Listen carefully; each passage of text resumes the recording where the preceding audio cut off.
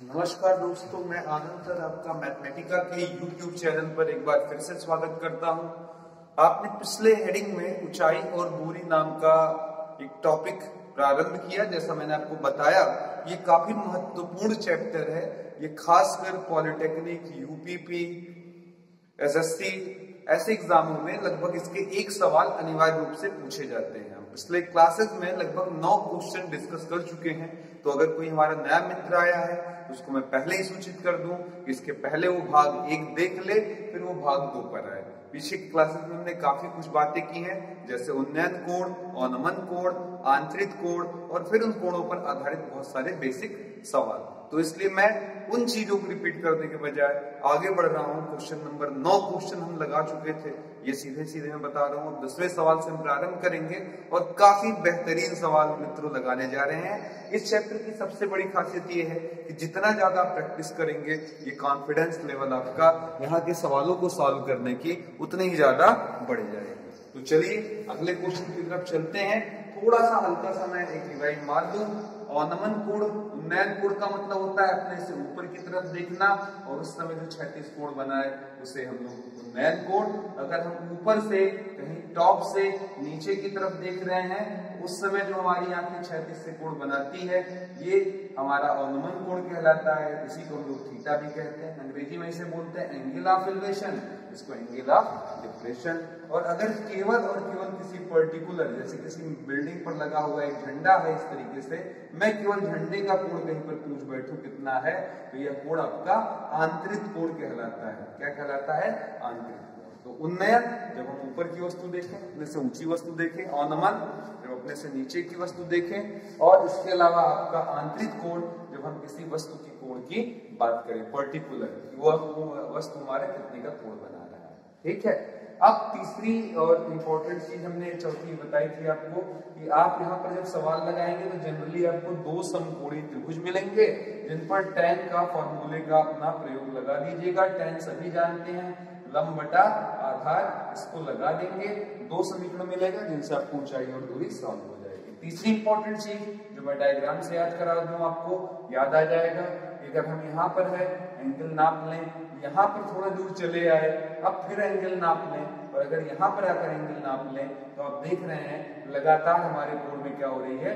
वृद्धि। यानी कि पास जाने पर हमारे देखिएगा इसका मुंह धीरे धीरे क्या हो रहा है? खुल रहा है। यानी कि हमारा थीटा जो है वो धीरे धीरे क्या हो रहा है? बढ़ रहा है। थीटा से बड़ा थीटा 1 और थीटा 1 से बड़ा थीटा 2। तो ये सारी बातें हुई थी मित्रों। अब हम आगे बढ़ते हैं और इस क्वेश्चन को लगाना आगे के शुरू करते हैं। ठीक है। फिर एक बार जरूर मैं बोलूंगा, क्योंकि वहां पर मैंने बहुत सारे शैडो के क्वेश्चन, हवाई जहाज के क्वेश्चन, उड़ते हवाई जहाज के क्वेश्चन आदि को वहां पर सॉल्व कराया है। तो अगर आपने वो वीडियो नहीं देखा है तो जरूर देख लें। अब आज का पहला सवाल, क्वेश्चन इस तरीके से है। सड़क के विपरीत किनारों पर स्थित 2 मकान की ऊंचाइयां क्रमशः 10 तथा 5√2 मीटर है। एक तरफ एक मकान है, ठीक है, और इस मकान की ऊंचाई हमें दिया हुआ है कि सर इस मकान की ऊंचाई कितने मीटर के बराबर है? 10 मीटर के बराबर है। दूसरे तरफ भी सड़क के एक मकान है, थोड़ी सी ऊंचाई उसकी कम है। ये ऊंचाई उसकी कितने के बराबर है? 5√3 के। ठीक है। अब इसके आगे कहता है, यदि सड़क के किसी बिंदु से, मतलब ये सड़क हो गई दोनों मकानों के बीच में, पूरा यहां से वहां तक सड़क ही सड़क है। ठीक है, ये सड़क है। इसी सड़क पर कहीं कोई पॉइंट ले लिया गया और उस पॉइंट से कहता है, उस बिंदु से दोनों मकानों के उन्नयन कोण क्रमशः 45 तथा 30 डिग्री है, तो सड़क की चौड़ाई क्या होगी? देखिएगा, यहां से हमने क्या किया, इस मकान का एक बार ले लिया उन्नयन कोण, एक बार इस मकान का, एक का 45 है। ठीक है, पहले वाले मकान का जिसका 10 मीटर ऊंचा है उसके लिए हमारा एंगल लिखा हुआ 45 डिग्री है, और दूसरे यानी छोटे वाले मकान के लिए 30 डिग्री है। तो इधर 45 डिग्री बना लीजिए, उस तरफ 30 डिग्री बना लीजिए। अब पूछ रहा सड़क की चौड़ाई क्या है। देखिए सड़क क्या है? इस मकान से उस मकान के बीच की दूरी। तो यानी कि हमारे क्वेश्चन में हमसे ए बी जानना चाह रहा है। ठीक है, और अगर हम यहाँ पर थोड़े से नाम बढ़ा दें तो आप कह सकते हैं कि सर इस ए बी को एक चीज और कह सकते हैं, ए से बी की दूरी को AC धन BC। तो तो हमारे पास AC धन BC आ जाए तो उन्हें जोड़कर हम अपना आंसर पा सकते हैं। तो हमारा मूल उद्देश्य है AC और BC। अब जैसा मैंने पिछली क्लास में बताया कि आपको हर सवाल में ऐसा होगा लगभग कि आपको दो समकोणीय त्रिभुज मिलेंगे। देखिए मुझे इधर से देखने पर पहला समकोणीय त्रिभुज मिल चुका है जिसमें एंगल कितने डिग्री का 45। इस दूरी को मैं x नाम दे देता हूँ, इसको y। तो अब बोलिए जरा इस tan 45 के नाम पर आप क्या लिख सकते हैं?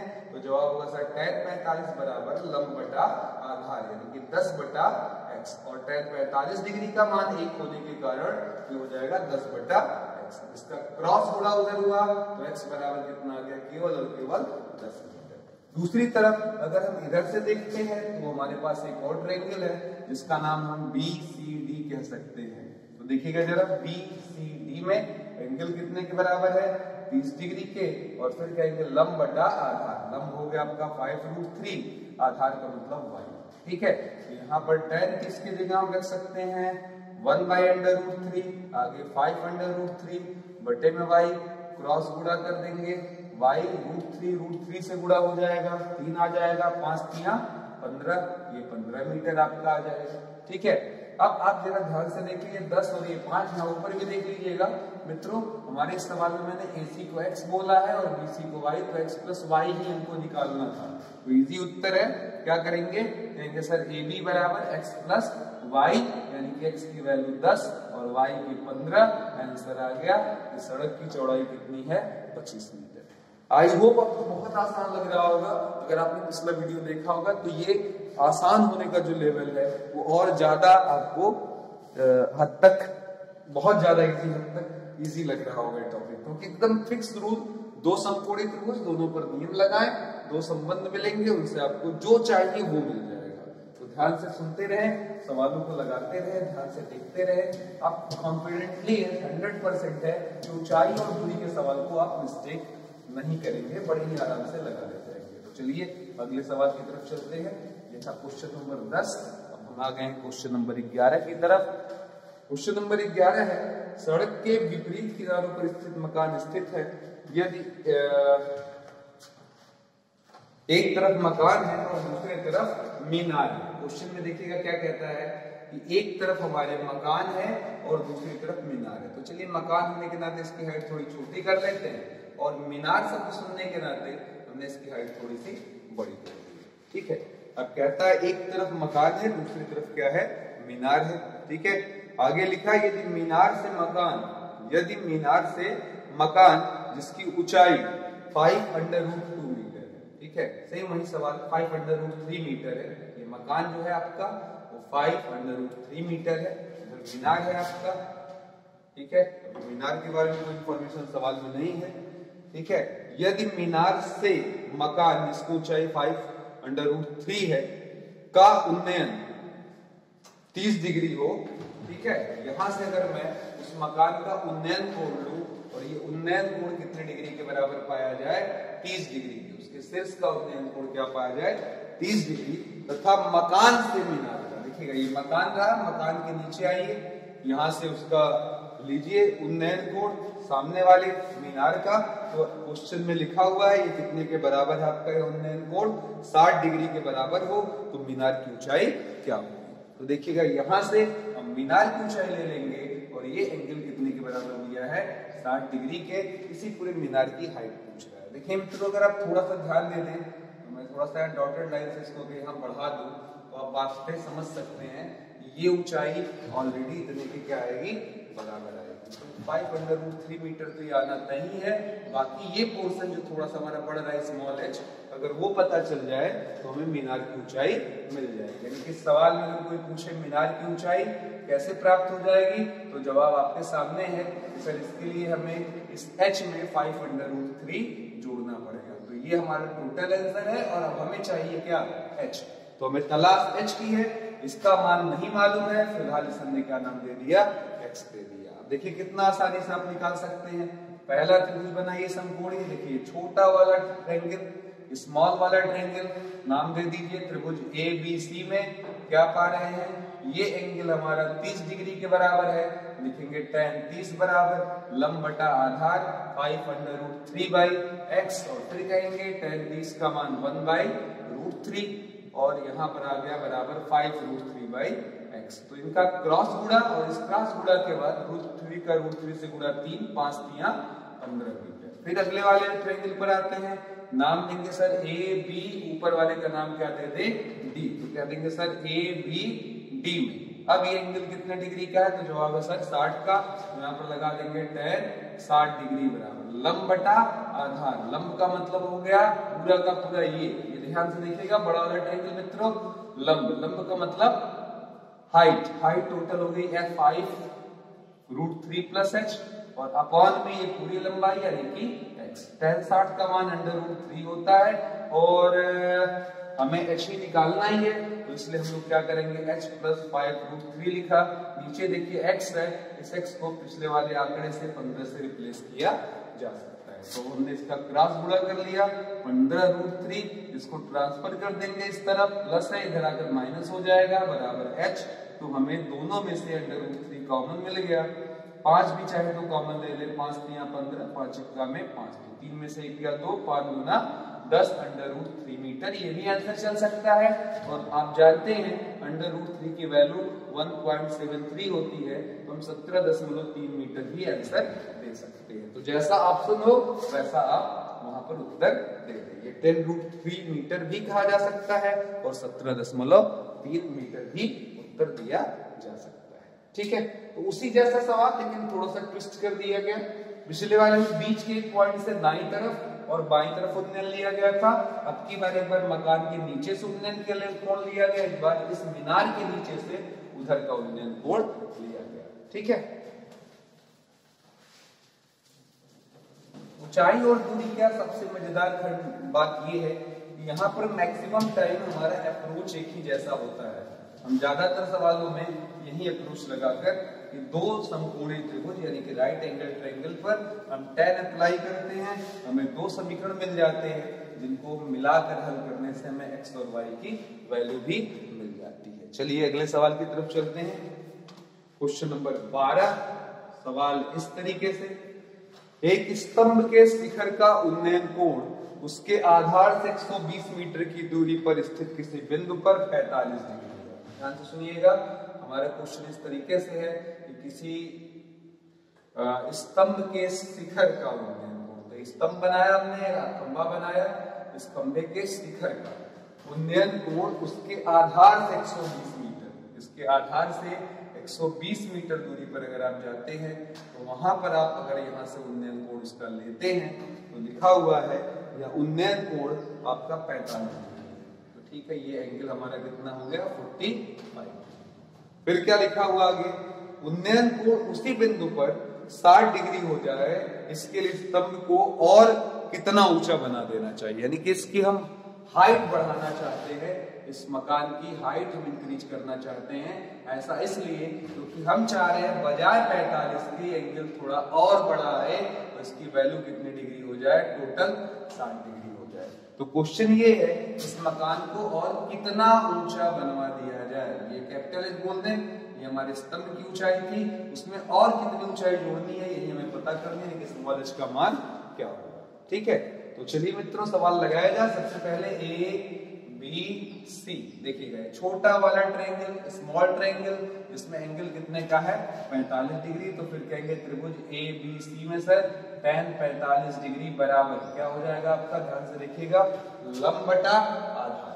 लंब का मतलब कैपिटल एस से, आधार का मतलब 120 से, क्रॉस गुणा होगा, लगातार पढ़ते आ रहे हैं। tan 45 की वैल्यू कितनी होती है 120, तो h का मान 120। अगला काम त्रिभुज, थोड़ा सा और भी देख लीजिए, इस बीच की लाइन को आप थोड़े देर के लिए हटा सकते हैं ताकि आपको कोई कंफ्यूजन ना हो। जब आपका काम बन जाए थोड़ी देर के लिए इसको मिटा दे, भूल जाए, आपके लिए देखिए आसानी हो जाएगी। अब आपको क्या दिख रहा है, केवल एक एंगल 60 डिग्री और एक बड़ा वाला ट्रायंगल यानी कि ए बी, ये सी था ही, ऊपर वाला क्या है डी, तो बड़ा वाला ट्रायंगल ए बी डी, त्रिभुज ए बी डी में ये टोटल एंगल कितने के बराबर है 60 के, यहाँ tan 60 डिग्री लगा दीजिए और आगे लिखिए लंब बटा आधार यानी कि small h plus capital H बटे 120।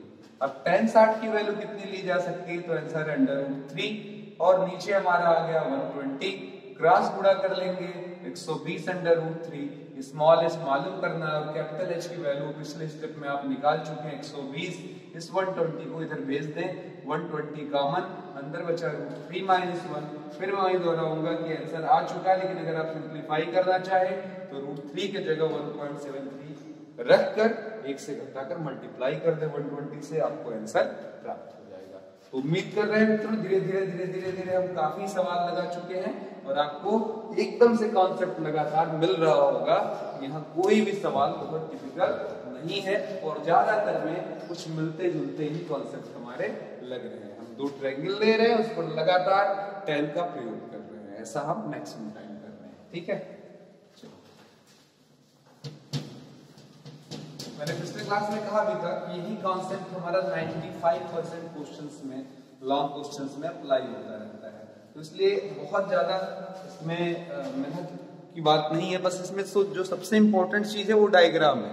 अगर आपने ऊंचाई और दूरी का डायग्राम बना लिया तो सवाल लगाना बहुत आसान हो जाता है। चलिए अगले क्वेश्चन की तरफ चलते हैं। क्वेश्चन नंबर 13, नदी के एक किनारे पर खड़े स्तंभ का दूसरे किनारे पर उन्नयन को।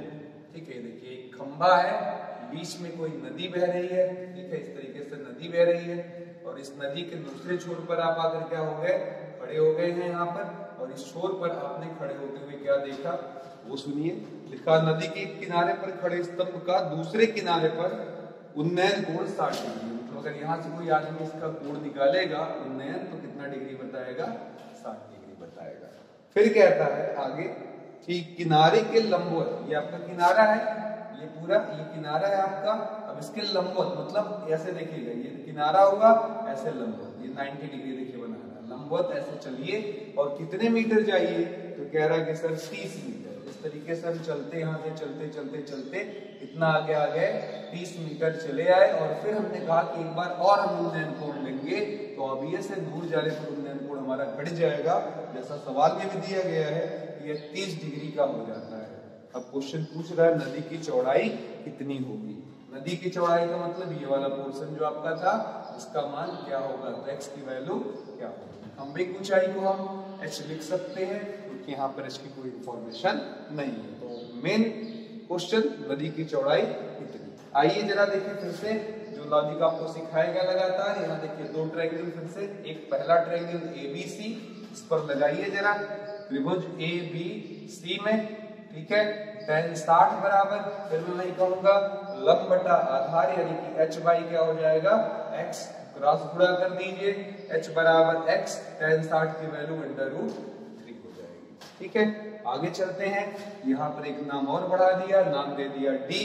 और फिर जैसा मैं बार बार आपसे कहता रहता हूँ कि अगर आपको समझ में आने में दिक्कत हो तो आप एक जब निकाल लें एंगल का तो उसको वहां से हटा दें। अब देखिए कितने डिग्री के बराबर दिख रहा है आपका एक एंगल 30, और बड़ा सा ट्रायंगल दिख रहा होगा जिसका नाम लिख सकते हैं हम BCD। तो त्रिभुज BCD में ये टोटल एंगल कितने के बराबर है, अब tan 30 के, और आगे बराबर लगाकर लंब बटा आधार कर सकते हैं यानी कि h बाई 30 प्लस x कर सकते हैं। तो फिर यहाँ पर देखिए tan 30 की वैल्यू 1/√3 h, यहाँ पर 30 प्लस x। अब मामला ये है कि हमको x निकालना है या h, तो जवाब में से हमको x निकालना है। तो हम क्या करेंगे, इस h के जगह पर देखिएगा यहाँ से ये वैल्यू ला कर रख देंगे x/√3 और इसका क्रॉस गुणा करा देंगे। तो हमें क्या मिल जाएगा, 30 प्लस x बराबर √3 का √3 से गुणा 3, बगल में x, ये उधर चला गया। 30 बराबर कितने के 2x, 2 से काटेंगे आगे आंसर कितना आ जाएगा 15, यानी कि x बराबर 15। x का मान यानी कि इस रिवर की चौड़ाई कितने के बराबर है, 15 मीटर के बराबर है। आई होप बड़े आराम से आपको सारे कॉन्सेप्ट समझ में आ जाएंगे। ठीक है, चलते मित्रों आगे बढ़ते हैं।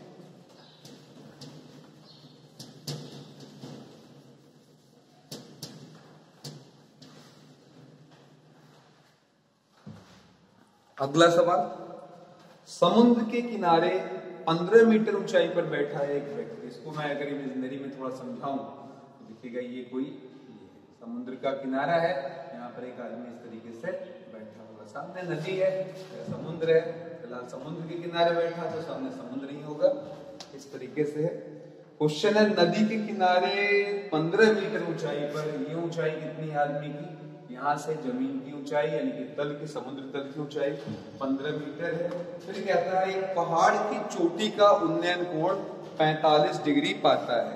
ठीक है, समुद्र के किनारे 15 मीटर ऊंचाई पर बैठा व्यक्ति किसी पहाड़ का उन्नयन कोण 45 डिग्री पाता है। इसकी थोड़ी सी ऊंचाई मैं कम करूंगा क्योंकि सामने डायग्राम बनाने में आपके लिए थोड़ी प्रॉब्लम हो जाएगी समझाने के लिए, तो हाइट मैंने थोड़ी सी कम कर दी, 15 यहाँ तक हमने दिखा दिया। ठीक है, ये रहा। अब ये आदमी उस तरफ कोई पहाड़ी देखता है, ठीक है, उसका उन्नयन कोण लेता है। उसने बताया कि वो पहाड़ी का जो उन्नयन कोण है, शीर्ष का जो उन्नयन कोण है, ये पोर्शन आपका इस तरीके से, ये कितने के बराबर है, 45 डिग्री के बराबर है। ठीक है, फिर कहता है पहाड़ी के आधार जो जल स्तर पर है, यानी कि जो पहाड़ है इसका जो आधार है जो कि जल स्तर पर है। ठीक है, इस जगह से अगर हम बातचीत कर लें तो कहता है कि उस स्थिति में अगर हम आ जाते हैं तो पहाड़ी के आधार जो कि जल स्तर पर है का अवनमन कोण, यहीं से हम उसको देखें नीचे आधार को, तो हम पाते हैं कि आधार का अवनमन कोण कितने के बराबर है, 30 डिग्री के बराबर है। ठीक है, क्वेश्चन ये है जल स्तर से पहाड़ी की ऊंचाई मीटर में क्या होगी। इस पहाड़ी की कुल ऊंचाई हमको मालूम करनी है कि टोटल हाइट, इस टोटल हाइट का मान h का मान क्या है। हम यहाँ पर देखिए दो पार्ट लिख लेते हैं, ये वाला भाग x लिख देते हैं, ये वाला y लिख लेते हैं, और ये भी मुझे पता नहीं है तो फिलहाल मैं अपनी सुविधा के नाते z नाम दे देता हूँ ताकि आपको समझाने में मुझे आसानी हो, बार बार वहाँ ABCD ये सब कहानी ना लिखना पड़े। तो चलिए इस व्यक्ति के पास आते हैं और यहाँ पर केयर करते हैं। देखिएगा इसका नाम दे दिया गया ABC, तो सबसे पहला काम त्रिभुज ABC में, अब बताएं जरा क्या हो जाएगा। कहेंगे सर ABC में हमारा ये एंगल कितने के बराबर है, 30 के, तो सबसे पहले tan 30 बराबर क्या हो जाएगा, लंब बटा आधार यानी कि 15 बटा क्या हो जाएगा z। ठीक है, अब बताएं जरा tan 30 की वैल्यू, तो जवाब है 1/√3 बराबर 15 बटा z, तो क्रॉस गुणा होने के बाद z की वैल्यू आ जाएगी 15√3 मीटर। ठीक है, आगे बढ़ेंगे। इसके बाद इस z की मदद से सवाल को लगाना और आसान होने वाला है। आगे बढ़ते हैं, ऊपर अगला हमको जो एंगल दिख रहा हो 45 वाला, उसको भी नामकरण कर दिया जाए। ABC हो ही गया था, यहाँ D दे दीजिए, यहाँ E, तो देखिए एक छोटा ट्रायंगल आपको नजर आ रहा होगा, इसका नाम दे सकते हैं त्रिभुज CDE में। अब यहाँ पर अगर हम बात करें कि tan 45 डिग्री कितना होगा, तो जवाब है सर tan 45 बराबर लंब बटा आधार, लंब बटा आधार, तो देखिए ये हो जाएगा x बटा CD, C से D। अब अगर आप यहाँ पर फिर से ध्यान दें तो tan 45 उठाएंगे हम जिसकी वैल्यू 1, और अगर आप CD पर ध्यान दें तो जितना बड़ा ये होगा उतना ही बड़ा ये होगा, यानी कि ये मान सीधे सीधे किसके बराबर होगा, z के। तो नीचे z लगाया, क्रॉस गुणा हुआ, x बराबर क्या आ जाएगा z, और ये वैल्यू है 15√3 मीटर। ठीक है, अब इस डायग्राम में एक चीज और दिलचस्प है जो आपको दिख रही होगी, ये 15 है, ये पोर्शन भी क्या होगा 15, यानी कि y के लिए हमें कोई मेहनत की जरूरत नहीं है, y बराबर कितना आ जाएगा हमारा, सीधा सीधा 15 मीटर के बराबर। ये 15, ये भी कितना होगा 15, तो हमें x भी मिल गया, y भी मिल गया, उत्तर में हमें h चाहिए था। देखिए h बराबर हो जाएगा x प्लस y, x का मान 15√3 और संयोग से y का मान 15, 15 कॉमन, ब्रैकेट में √3 प्लस 1 मीटर, ये हो जाएगी हमारे पहाड़ी की ऊंचाई। ठीक है, आई होप ये भी क्वेश्चन आपको आराम से समझ में आ गया होगा। ठीक है, चलिए नेक्स्ट क्वेश्चन की तरफ चलते हैं।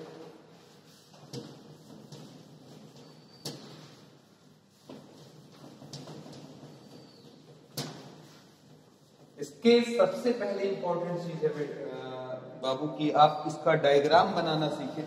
जितने अच्छे से आपको डायग्राम पर कमांड होगा उतना ही आपको ये सवाल आसान लगने शुरू हो जाएंगे। ठीक है, तो चलिए अगले क्वेश्चन की तरफ चलते हैं। ठीक है, हमने अभी तक 13 सवाल लगा लिए हैं, 14वां सवाल है, हवाई जहाज, एक हवाई जहाज एक सड़क के ऊपर उड़ रहा है। ठीक है, एक हवाई जहाज है, यहाँ पर सड़क पे ऊपर उड़ रहा है, और फिर इसकी जानकारी है कि जब वह सड़क के ऊपर उड़ रहा है 1 किलोमीटर ऊंचाई पर उड़ रहा है, तो यहाँ पर देखिएगा ये हाइट जो आपकी है, ठीक है, हवाई जहाज की, एक मिनट, सॉरी मित्रों, क्वेश्चन पूरा सुनिएगा। एक हवाई जहाज, ठीक है, एक सड़क के ऊपर उड़ रहा है। जब वह सड़क पर लगे किन्हीं दो पत्थरों के बीच की दूरी 1 किलोमीटर है और उनका आकाश से अनुमान कोण लेता है तो 30 और 60 डिग्री पाता है, जहाज की ऊंचाई क्या होगी। यहाँ पर देख लीजिएगा, एक पॉइंट है, एक पॉइंट ये है, वो हवाई जहाज से ऊपर से अगर इनका सर्वे करता है और एंगल मेजर करता है तो एक एंगल 30 पाता है और एक 60 पाएगा, ठीक है। तो एक हमने ऐसे लाइन लाकर मिला दिया, इसका ये हो गया इसका अनुमान कोण, एक लाकर इसको मिला दिया, अनुमान कोण ये हो गया। अब ये सिखाने की जरूरत नहीं है मित्रों कि मुंह किसका बड़ा होगा, ये आप समझ सकते हैं। तो जवाब है जितना पास उतना बड़ा मुंह, यानी कि उतना बड़ा एंगल, यानी कि 60 वाला होगा और दूर वाला क्या होगा, 30 होगा। हवाई जहाज आप यहाँ बना सकते हैं, ठीक है। अब कह रहा है कि इन दोनों पॉइंट्स के बीच की जो दूरी है, ये गांव भी कहे जा सकते हैं, दो गांव के बीच की दूरी कितनी है, 1 किलोमीटर है। तो जहाज की ऊंचाई ज्ञात करनी है, इसकी हाइट पता करनी है कि जहाज कितनी ऊंचाई पर उड़ रहा है। ये बीच में आप चाहें तो एक्स लगा सकते हैं, ठीक है। तो चलिए सॉल्व करते हैं इस सवाल को, और सबसे पहले खट से नाम दे दें। ये नाम हो गया ABC, मुझे लग रहा है अब आपको एकदम आसान लग रहा होगा, हर बार हम यही कर रहे हैं। पहले छोटा ट्रायंगल, तो त्रिभुज ABC में tan 60 बराबर क्या हो जाएगा हमारा, लंब बटा क्या, आधार, h बाई क्या हो जाएगा, x। tan 60 की वैल्यू आप जानते हैं अच्छे से, √3, तो x √3, इक्वेशन नंबर 1 बन गया। फिर हमने आपको समझाया था कि आपको ज्यादा मजा ना आए तो जब एक ट्रायंगल का काम निकाल लें तो ऐसे हाथ से इसको मिटा दें, दूसरे वाले ट्रायंगल पर आ जाइए, इसका नाम बढ़ा दीजिए। यहाँ पर C था तो यहाँ पर एक इंक्रीमेंट और बढ़ा दीजिए D। अब बताइए त्रिभुज का नाम क्या होगा बड़े वाले, तो जवाब होगा सर ADC, ट्रायंगल ADC में कितना एंगल यहाँ पर लिखा हुआ है, तो जवाब है सर 30 डिग्री। तो हम कह सकते हैं tan 30 डिग्री बराबर लंब बटा आधार, यानी कि h by x plus 1 kilometre है।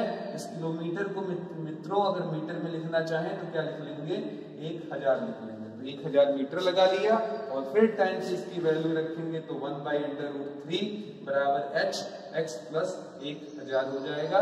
इनका क्रॉस गुणा करा लेंगे तो ये हो गया x प्लस 1000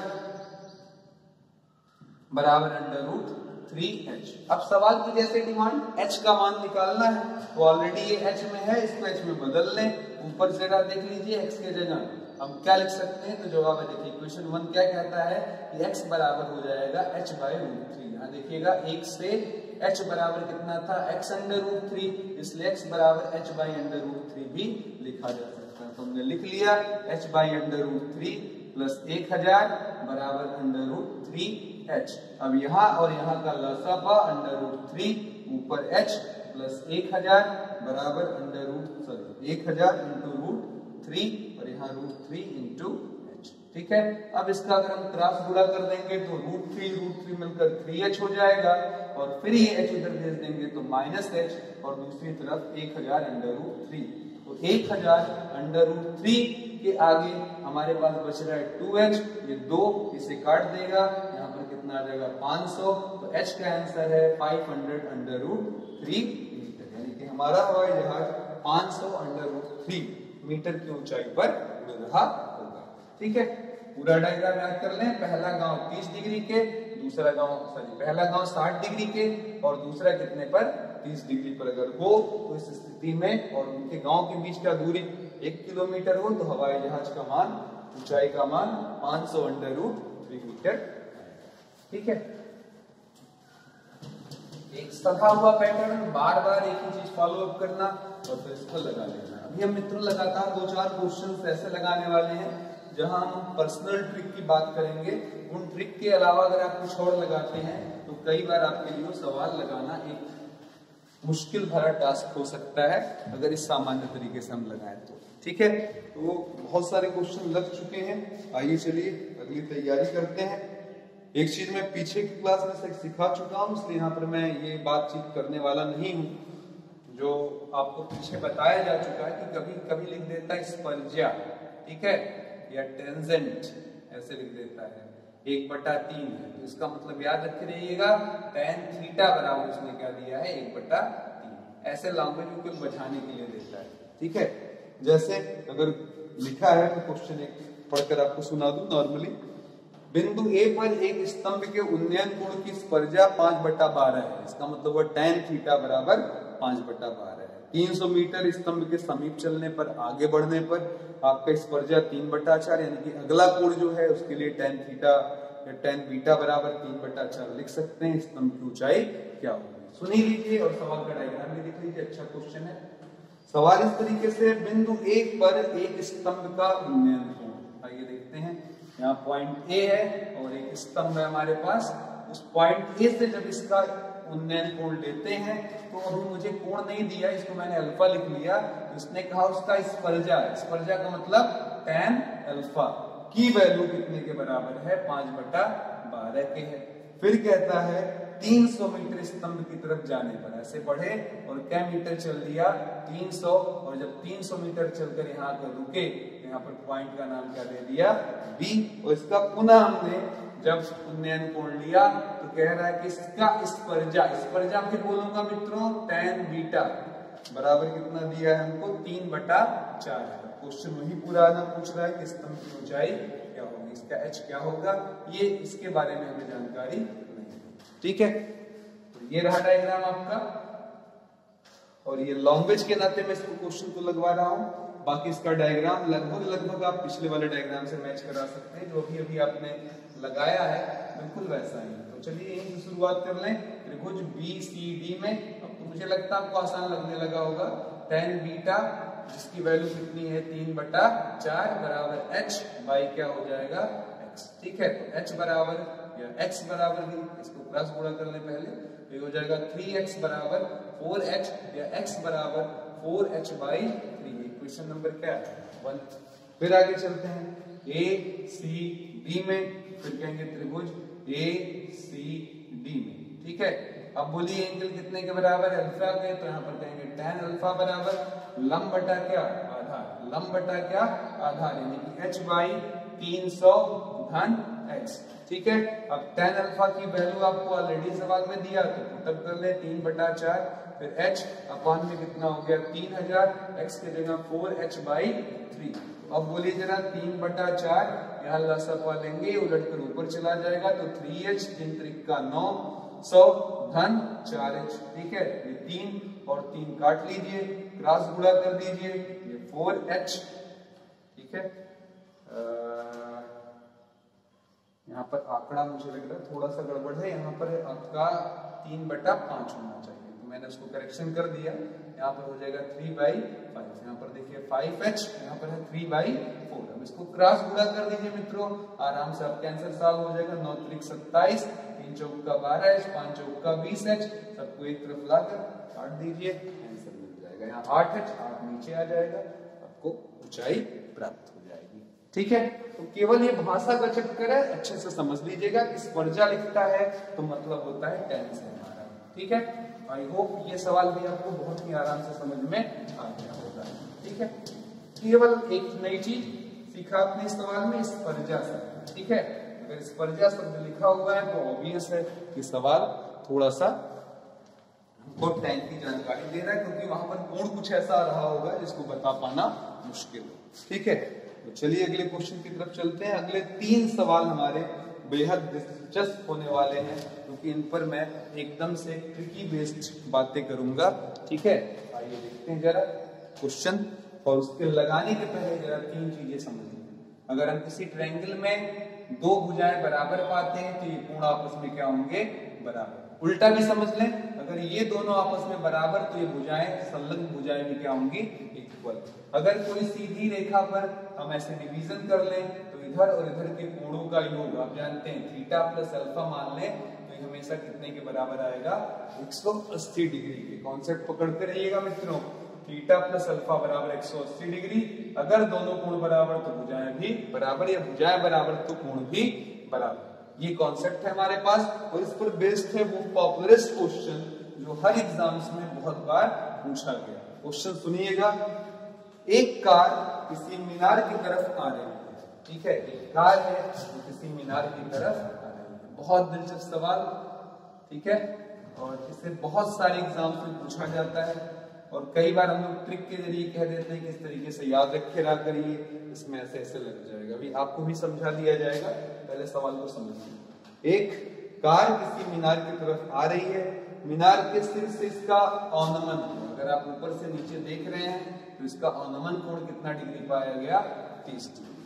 फिर कहता है 20 मिनट बाद, मतलब हम अगर समय आपको दे दें 20 मिनट, भैया टहल घूम लो और आओ मेरी तरफ, क्योंकि कार लगातार उधर ही जा रही है, तो हो सकता कार अब यहाँ पहुंच गई हो।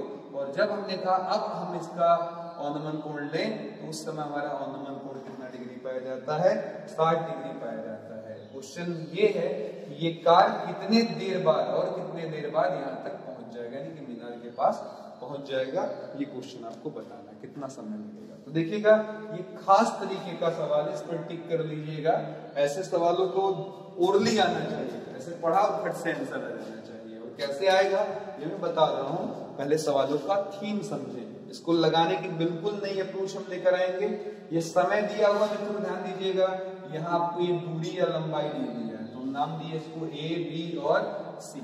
जरा गौर करिएगा, एक सीधी रेखा यहाँ पर मिलाइएगा, एक सीधी रेखा के दो विभाजन अगर हो रहे हैं ऊपर से ऐसे कोणों द्वारा, तो इन दोनों का योग कितना, 180। तो इधर देखिए यहाँ पर भी ऐसा ही हो रहा है, एक रेखा गई है, ठीक है, 20 से काट दी है, इधर एक कोण इधर एक कोण, इन दोनों को जोड़ने पर कितना मिलना चाहिए, जवाब 180। तो इधर कितना होगा, 60 इधर हो चुका है, इधर बचा हुआ कोण कितना हो जाएगा, 120। पहला कॉन्सेप्ट 60 और 120 का योग 180, ठीक है।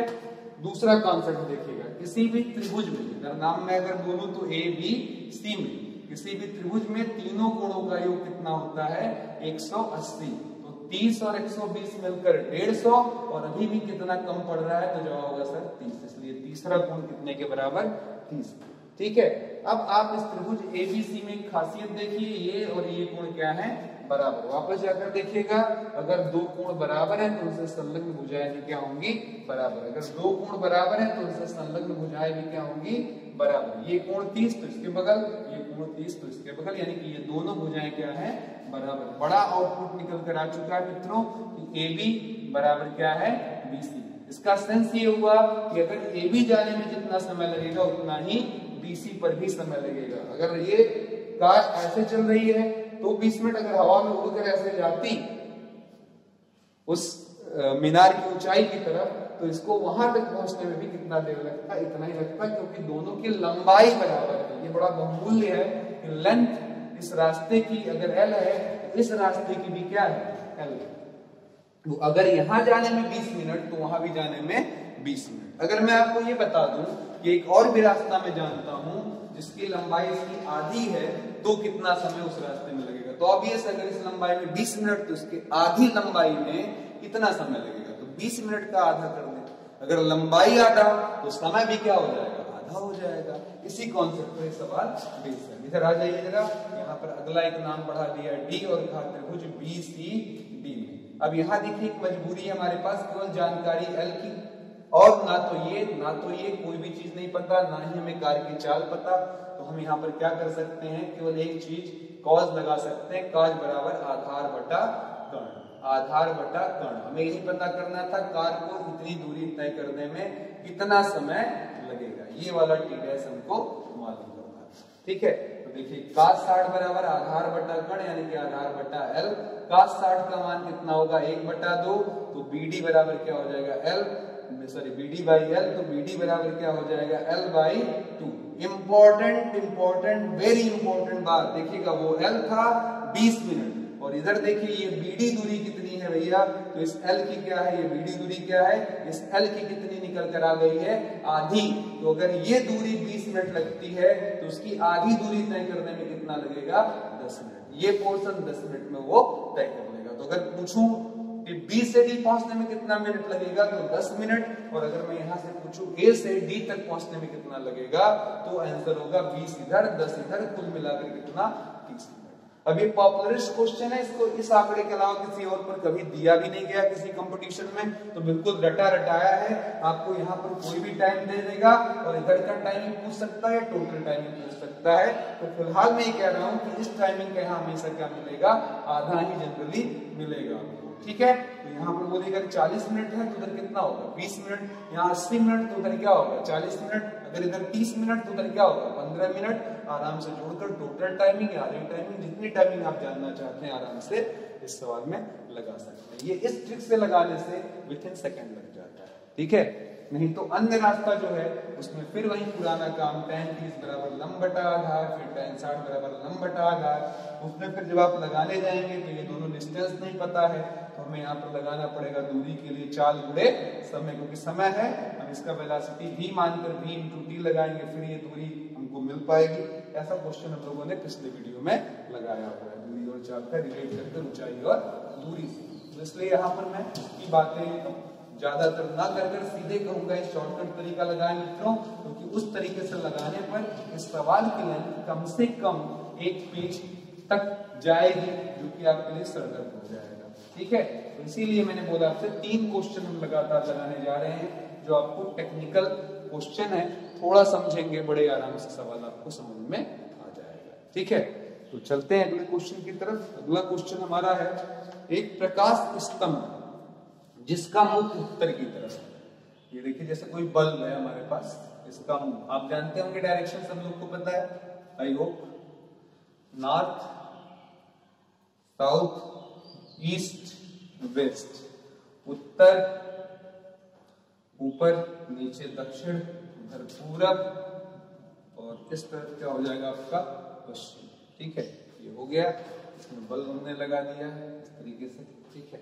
अब यहाँ पर क्या है, एक प्रकाश स्तंभ जिसका मुख उत्तर की ओर है, रोशनी की किरणें पंखे के आकार में उत्तर पूर्व से, देखिएगा उत्तर पूर्व किसे कहते हैं, उत्तर पूर्व के इस बीच वाले भाग को, जो कि बीचों बीच हो, 45 इधर से 45 इधर से हो, इसी बीच वाले दिशा को हम लोग क्या बोलते हैं, उत्तर पूर्व बोलते हैं। इस उत्तर पूर्व से वो जो प्रकाश की किरणें हैं वो फेंक रहा है किस तरफ, तो कह रहा है सर उत्तर पश्चिम की तरफ। तो देखिए यहाँ से भी आप इसको ऐसे मिला सकते हैं, ये डायरेक्शन आपको हो गया उत्तर पश्चिम की तरफ फेंक रहा है, ये हो गया आपका डायग्राम, ठीक है। अब इसके बाद कहता है, किसी जहाज पर कोई व्यक्ति जो पश्चिम की ओर जा रहा है, एक आदमी है जो जहाज से यात्रा कर रहा है, ठीक है, और वो जहाज से किस तरफ जा रहा है, तो मैं कहूंगा सर जी वो जहाज से किस तरफ जा रहा है, साफ लिखा पश्चिम की तरफ, यानी कि ये जहाज इसको उस तरफ ले जाएगी, ठीक है। ऐसे ऐसे ऐसे ऐसे ऐसे चलता हुआ आदमी उस तरफ चला जाएगा। तो अब सवाल ये है, क्वेश्चन ये है कि वो पहली बार जब रोशनी देखता है, ठीक है, पश्चिम की ओर जा रहा, देखिए यहाँ रोशनी उसे नहीं दिखाई देगी क्योंकि रोशनी की किरणें बस इसी रेंज में, इस रेंज में सीमित है, ठीक है। तो यहाँ अंधेरा रहा होगा, इस पर बैठे हुए आदमी को भी अंधेरा दिख रहा, लेकिन जब वो पहली बार उजाला देखागा कब, जब वो राइट उत्तर पश्चिम दिशा में यहाँ पर आ जाएगा, ठीक है। तो उधर भी देख लीजिएगा, ये एंगल थोड़ा सा बांट लीजिए क्योंकि बीचों बीच से बढ़ जाता है, तो ये भी 45, ये भी 45। अब क्या कहता है, पश्चिम की ओर जाता है, किसी जहाज पर बैठा कोई व्यक्ति जो पश्चिम की ओर जा रहा है, पहली बार रोशनी को देखता है, यहाँ आएगा तो पहली बार रोशनी को देखेगा जो वह प्रकाश स्तंभ से 8 किलोमीटर दूर है। प्रकाश स्तंभ से उसकी दूरी कितनी है, 8 है, और 15 रूट थी, मतलब ऐसे वो चलता रहता, यहाँ तक आने तक तो उसको प्रकाश दिखेगा, लेकिन इसके बाद फिर उसके आगे के रास्ते में क्या होगा, अंधेरा छा जाएगा, इसके आगे फिर अंधेरा छा जाएगा। तो कह रहा है इस पूरे समय को, इस दूरी को तय करने में उसको समय कितना लगा, 15√2 मिनट, ठीक है। क्वेश्चन है जहाज की गति किमी प्रति घंटे में क्या होगी, किलोमीटर प्रति घंटे में क्या होगी। तो बहुत जबरदस्त क्वेश्चन है मित्रों, ध्यान से समझिएगा, 2 मिनट में लग जाएगा सारा कहानी, आपको बस समझ में आना चाहिए। तो डायग्राम मेरे हिसाब से आपको क्लियर हो चुका होगा। अब इस डायग्राम को मैं अलग से थोड़ा बना लूं, 45 और 45 मिलकर ये टोटल एंगल आपका कितने के बराबर हो गया, 90। देखिए 45 मिला दिया, कितना हो गया 90। नाम दे रहे हैं A B C ताकि समझने में आपको आसानी हो। तो A पर कितने डिग्री का टोटल कोण हो गया, 90। ये कितना दिया हुआ, 8 किलोमीटर, और देखिए उत्तर पूर्वी कोना, ये भी उत्तर पूर्वी, आदमी बिल्कुल सीधा जा रहा है, यानी कि अगर ये 8 किलोमीटर है तो इसे भी 8 किलोमीटर होना पड़ेगा, ठीक है। अब बोलिए ये सीधे इसी रास्ते पर तो जा रहा है, तो यही दूरी हमारी हो गई, यहाँ से आपका जहाज गया है, इतनी दूरी कवर किया है, ठीक है। तो ये हमारी दूरी हो गई। और अगर आपने पहली वीडियो देखी हुई है तो मैंने अच्छे से सिखाया है कि 90 के सामने क्या पड़ता है, कर्ण पड़ता है। कि हाइपोटेनस पड़ता है। अगर 90 के सामने झांकेंगे तो हमेशा आपको हाइपोटेनस यानी कि कर्ण प्राप्त होगा। और कर्ण का मान कितना होगा? तो जवाब होगा सर कर्ण का वर्ग से दोनों भुजाओं के वर्गों का योग होगा। तो इसलिए कर्ण बराबर क्या हो जाएगा? 64 और 64 मिलकर आपका 2 टाइम 64 भी कहा जा सकता है, अंडर रूट लग जाएगा तो ये 8 अंडर रूट 2 आ गया। इसी कर्ण को मैंने क्या बोला? दूरी बोला। और दूरी बराबर क्या हो जाता है? चाल गुणे समय। तो चाल गुणे समय बराबर 8 अंडर रूट 2 आगे किलोमीटर। अब बोलिए चाल, चाल का मतलब इस बोट की चाल, जो जहाज है उसकी चाल, और समय का मतलब यहाँ पर है हमारा कितने से? तो जी यह है हमारा 15 अंडर रूट। इतनी दूरी तय करने में इतना मिनट हमको समय लगता है। तो उधर किलोमीटर, इधर क्या है? मिनट। अब जो आपको सुविधाजनक लगे वो काम कर लें। आप इसकी 4 किलोमीटर प्रति घंटे में भी निकाल सकते हैं और मिनट में भी। तो मैं घंटे में निकालने वाला हूँ।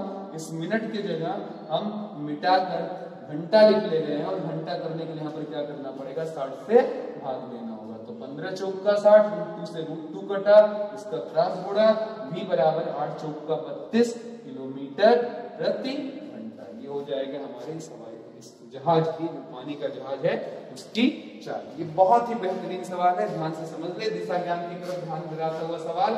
उत्तर की तरफ मुख है और इससे जाने वाली लाइट उत्तर पूरब और उत्तर पश्चिम के बीच में जा रहा है। एक आदमी जो कि पहली बार लाइट यहाँ देखेगा वो कब तक देख पाएगा? यहाँ तक। इसके बाद फिर उसका रास्ता डार्क हो जाएगा तो उसको दिखाई नहीं देगा प्रकाश। इस पर आधारित ये सवाल था। आपने बड़े आराम से इस 90 के मजे लूटे। ये टोटल का टोटल 90 डिग्री था। 90 के सामने हमेशा क्या पड़ता है? कर्ण। और कर्ण क्या होता है? सिर्फ दोनों भुजाओं के वर्गों का योग। इसी कर्ण को हम लोग कह रहे हैं इस सवाल में, क्योंकि जहाज के द्वारा तय की गई दूरी है तो उसको हम दूरी कह सकते हैं, और दूरी बराबर होता है चाल गुणे समय। आराम से हमको आंसर ये मिल जाएगा। ठीक है, ये रहा हमारा सवाल। हम लास्ट क्वेश्चन की तरफ आ चुके मित्रों, जिसके साथ हम ऊंचाई और दूरी को विराम देंगे। एक क्वेश्चन मैं आपके लिए जरूर पुटअप कर जाऊंगा, जो बहुत ही जबरदस्त तरीके से हमारे कई बार हमारे एग्जाम्स में पूछा जा चुका है, तो वो मैं आपके आगे पुटअप कर जरूर जाऊंगा अगले क्लास में। लास्ट में मैं उस पर डिस्कशन करूंगा कि आपने उस सवाल को लगाया या नहीं लगाया। थोड़ा हटकर, लीक से हटकर होगा वो भी क्वेश्चन, जैसे मैं अभी लगातार लगवा रहा हूँ इसी तरीके से वो भी सवाल आपके लिए होगा। ठीक है, तो चलिए अगले क्वेश्चन की तरफ हम लोग चलते हैं, और अगले क्वेश्चन के लिए थोड़े बहुत बेस बना लेते हैं। ठीक है, तो अगले क्वेश्चन के लिए बेस बनाने हम लोग चल रहे हैं, और वो कैसा है? अभी तक हमने जितने सवाल लगाए, ध्यान से सुनिएगा, अभी तक जितने सवाल हमने लगाए उन सभी सवालों में हमारा जो त्रिभुज था वो समकोणीय त्रिभुज था। समकोणीय त्रिभुज में आप हमेशा पाइथागोरस का नियम लगा लेते हैं, इसलिए वहां पर सारा साइन cos tan के रूल चल जाते हैं। लेकिन कभी कभी हमें समकोणीय त्रिभुज अगर नहीं मिलता है तब हम क्या करेंगे? जैसे ये त्रिभुज है हमारे पास बगल वाला ABC, तो इस पर आप साइन tan cos के वो नियम नहीं लगा सकते। साइन बराबर लंब बटा कर्ण या tan थीटा बराबर लंब बटा आधार, क्योंकि इसमें लंब कर्ण आधार आप निर्धारित नहीं कर सकते। अगर 90 डिग्री नहीं है तो नहीं कर पाएंगे। तो ऐसे सवालों के लिए जा नियम लगाया जाता है, जिसे अंग्रेजी में हम लोग साइन रूल कहते हैं। क्या कहते हैं? साइन रूल का नाम देते हैं। ठीक है, तो साइन रूल यहाँ लगाते हैं। फिर से आइए देखते हैं क्या है साइन रूल। अगर ये कोण A है, ये कोण B है, ये कोण C है, सामने के इसके भुजा की लंबाई लेंथ स्मॉल a है, B के सामने वाले की लेंथ स्मॉल b है, और C के सामने वाले की लेंथ जो है उसे स्मॉल c मान लिया जाए, तो जा नियम कहता है कि साइन A के नीचे स्मॉल a, देखिए एकदम बिल्कुल सीधे है A, और यहाँ साइन B के नीचे क्या हो जाएगा? स्मॉल b, और फिर इसी प्रकार देखिए साइन C के सामने C है छोटा, स्मॉल c, इन तीनों का अनुपात आपस में क्या आएगा? बराबर आएगा। तो इसे हम लोग जा नियम कहते हैं। ये किसी भी त्रिभुज पर लगाया जा सकता है, इवन आप चाहें तो यहाँ पर भी लगा सकते हैं। जितने भी हमारे नियम निकाले गए साइन cos tan के, ये सब इसी जा नियम की सहायता से ही निकाले गए। अब आप ये पूछ रहे होंगे, दिमाग में सोच रहे होंगे कि सर ऐसा क्यों बता रहे हैं, अचानक से इस सवाल पर कहाँ आ गए? तो जरा ध्यान से सुनिए सवाल, और इसका आंसर देखिए किस तरीके से निकाला जाएगा। बहुत ही बेहतरीन क्वेश्चन। चलिए, किसी पहाड़ के नीचे, ठीक है, किसी पहाड़ के नीचे हमने क्या देखा? जैसे पहाड़ है, ठीक है, यहां से हमने क्या देखा कि उसका उन्नयन कोण 45 डिग्री है। अगर मैं पहाड़ के ऊपर तक देखूं इस तरीके से कि कहां तक जा रहा है, तो ये जो उन्नयन कोण है वो 45 डिग्री है, 45 डिग्री। ठीक है, फिर कहता है पहाड़ के शिखर की ओर 30 डिग्री के ढाल पर चढ़ा जाए, तो आदमी चढ़ने लगता है ऐसे कितने डिग्री पर, केवल 30 डिग्री का कोण बनाते हुए।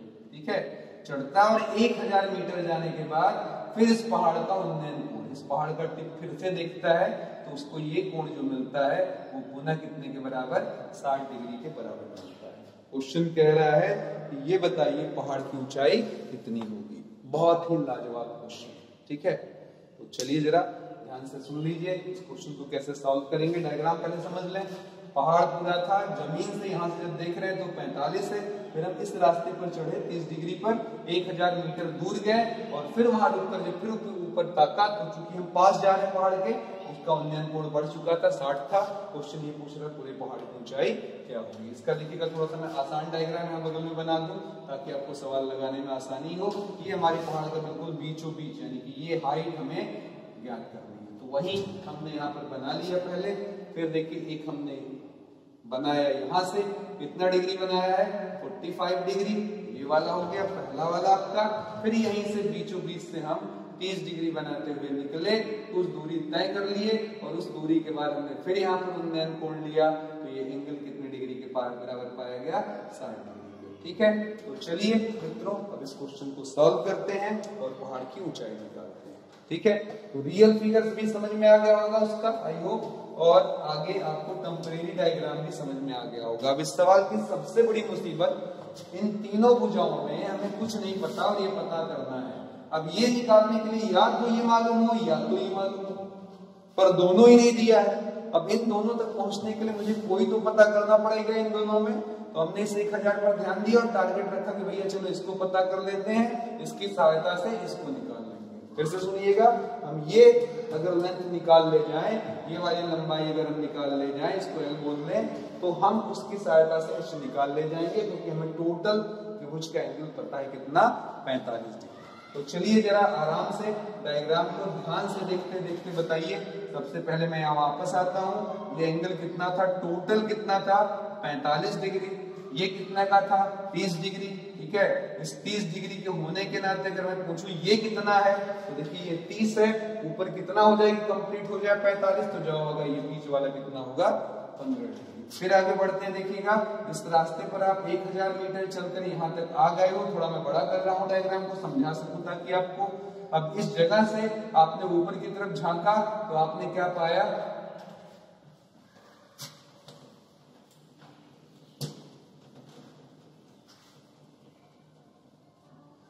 आपने जब ऊपर की तरफ झांका तो आपने क्या पाया कि आपका पहाड़ जो है वो 60 डिग्री के एंगल पर है। कितने पर है, 60 डिग्री के एंगल पर है। ठीक है, उन्नयन कोण का। अब क्वेश्चन आपसे ये पूछा गया, ये बताइए कि इस पहाड़ की ऊंचाई क्या होगी। देखिएगा इसको हमने जोड़ दिया है, आगे चलकर इससे मिलकर डॉटेड लाइन से इसको कंप्लीट कर लेते हैं। ठीक है, तो अब जरा बताइएगा, अगर ये 60 डिग्री है, इसको हम डॉटेड लाइन से बढ़ा दें, बहुत ध्यान से देख लीजिएगा मित्रों, नहीं तो 2-3 बार भी समझ में नहीं आता लोगों को। ये यहाँ पर लाइन खींच दें तो आपको कुछ याद आ रहा है, दो समांतर रेखा को अगर एक तिर्यक रेखा काट दे तो ये दोनों ही एंगल क्या हो जाते हैं, बराबर। इधर देखिएगा जरा, मिलाइए, ये दो समांतर रेखाएं हैं, इसको एक तिर्यक रेखा काट रही है, तो ये भी एंगल कितना हो जाएगा, 60 डिग्री। अगर ये 60 तो ये भी कितना होगा, 60 डिग्री। आई होप ये पहला लाइन आपको समझ में आ गया होगा। दूसरी चीज, अभी अभी मैंने आपको समझाया था, एक सीधी लाइन 180 का टोटल कोण बनाती है, तो इधर 60 है, इधर बचा हुआ कोण जवाब होगा सर 120 हो जाएगा। इसी प्रकार इधर देखिए, ये एक त्रिभुज है, इस त्रिभुज में आराम से वीडियो को पॉज कर देख लीजिएगा मित्रों। ये देखिएगा ट्रायंगल, इस ट्रायंगल में टोटल एंगल 180 का होगा, तो 120 और 30 मिलकर 150, बचा कितना, 30 डिग्री। तो अब 180 कंप्लीट। फिर देखिएगा जरा, मेरा हाथ ध्यान से देखिए, ये भी एक सीधी रेखा है, इधर और उधर का एंगल मिला देने पर आपको कितना मिलेगा, कहेंगे सर 180 आना चाहिए था, तो इधर 30 है, तो इधर बचा कितना, 150। फिर से तैयारी करिए इस बड़े वाले छोटे वाले त्रिभुज की तरफ, जरा ध्यान से देखिए, 15 डिग्री, 150 डिग्री, यहाँ बचा हुआ कितना, तो 150, 15, 165। अगर 165 में 15 जोड़ दे तो इस ट्रायंगल का भी काम खत्म, यानी कि 15 डिग्री। तो 150, 15, 15 सारे कोण समझ में आ जाने चाहिए। फिर से देखिए, 60, 60, 60 की सहायता से इधर वाला 120। एक त्रिभुज में तीनों का कोणों का योग 180, तो 30 30 60, 120 180 कंप्लीट। इधर देखिएगा ये भी 180 आना चाहिए क्योंकि एक सीधी रेखा है, तो 30 के बगल में 150, तभी 180 होगा। 30 में 150 जोड़ने पर 180। फिर आइए इस ट्रायंगल में आइए, इन तीनों का योग 180, जिसकी वजह से ये भी 15 डिग्री हमको मिल गया। अब आप क्यों ध्यान दीजिए, इसका नाम दे दीजिए ए बी सी। हम कहें अगर त्रिभुज ए बी सी में, तो कहेंगे सर यहाँ पर ये समकोणीय त्रिभुज तो है नहीं, तो कौन सा नियम लगाएंगे, कहेंगे ज्या से। ठीक है, अब ज्या क्या कहता है, देखिए कोण पर लगाइए साइन, उसके सामने भुजा की लंबाई। तो इधर देखिए एक, अगर मैं ध्यान दूं 1000, तो 1000 के सामने क्या पड़ रहा है 15। आप लिख सकते हैं साइन 15 डिग्री के नीचे कितना 1000। फिर हमने कहा कि सर जी यहाँ पर भी देखिए 150 है, 1.5 के 100 के सामने क्या पड़ रहा है लंबाई l, तो साइन 150 बटा लंबाई क्या हो जाएगा आपका l। अब इसी तरीके से आप ये वाला भी लगा सकते हैं, पर ये लास्ट वाला लिखने का कोई मतलब नहीं होगा क्योंकि वो हमें चाहिए भी नहीं। तो BC के सामने क्या लिख सकते हैं, सॉरी साइन 15 के सामने क्या लिख सकते हैं, एंगल साइन 15 हो गया, इसके सामने वाली लंबाई BC का नाम दिया जा सकता है। पर अगर हम इतने पर फोकस कर लें तो देखिए हमको L मिल गया है, इसका गुणा यहाँ ये बट्टे में चला जाएगा, तो 1000 गुणे साइन 150 और बटे में कितना लगा दिया गया साइन 15, ये आपको L मिल गया। अब इसके बाद अगर आपसे कोई पूछे कि सर ये बताइए कि आंसर अभी तो नहीं आया, तो L मिला H नहीं मिला, तो कहूंगा देखो मित्रों, बस केवल अगर आप नॉर्मली डायग्राम को देखें इस सवाल का, तो ये एंगल पूरा 45 है, ये H है, ये L है। तो अगर ये मालूम आपको करना और ये मालूम हो चुका है, तो बताइए कहाँ मुश्किल है। अब आप लगा सकते हैं साइन 45 बराबर लंब बटा कर्ण, और इसलिए H बराबर हो जाएगा L साइन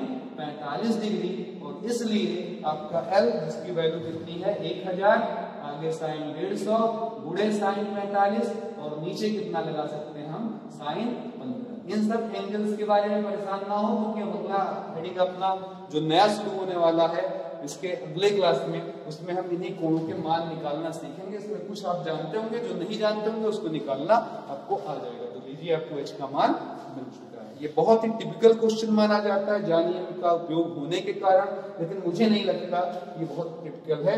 इस ट्रायंगल में केवल जानियम लगाइए जिससे L आ जाए, और जब L आ जाएगा तो साइन लगा दीजिए लंब बटा कर्ण, आपको H का मान बड़े ही आराम से मिल जाएगा। तो आई होप ये सवाल आपके समझ में आ जाए।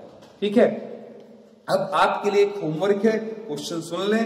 एक गोल गुब्बारा जिसका अर्धव्यास r है, किसी दर्शक की आंख पर अल्फा कोण बनाता है। कोई गुब्बारा है, ठीक है, जिसकी त्रिज्या छोटा r है, ठीक है, ये एक गुब्बारा है, ठीक है, जिसकी त्रिज्या कितनी है r है, और वो किसी प्रेक्षक की आंख पर कितने का एंगल बनाता है, अल्फा का एंगल बनाता है। फिर आगे लिखा हुआ है गुब्बारे के केंद्र का, इस बीच का जब उन्नयन कोण लिया जाता है तो वो एंगल कितने के बराबर मिलता है, थीटा के। क्वेश्चन ये है, तो गुब्बारे के केंद्र की, ये जो केंद्र है उसकी जमीन से ऊंचाई कितनी होगी। तो ये मैंने केवल एक मोटा मोटा रफ डायग्राम बनाया, क्योंकि मुझे लगाना नहीं है, होमवर्क आज देना है, इसको आपको लगाना है और आंसर बताना है। कितना आंसर आएगा ये सुनना चाहें तो जरूर सुन सकते हैं। इसका आंसर आएगा आपका H बराबर R कोसेक अल्फा बाई 2, और आगे आएगा आपका साइन थीटा।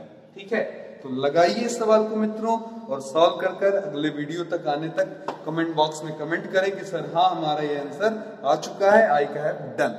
ठीक है, उम्मीद करते हैं ये ऊंचाई दूरी जिसके एक से एक टिपिकल क्वेश्चन मैंने आपको कराए, आपको बहुत बहुत पसंद आए और आपका कमांड 100% इस टॉपिक पर हो जाए। इस उम्मीद के साथ मैं आनंद सर आपसे लेता हूँ बहुत सारी ढेर सारी इजाजत, क्योंकि ये वीडियो काफी लंबा हो चुका है।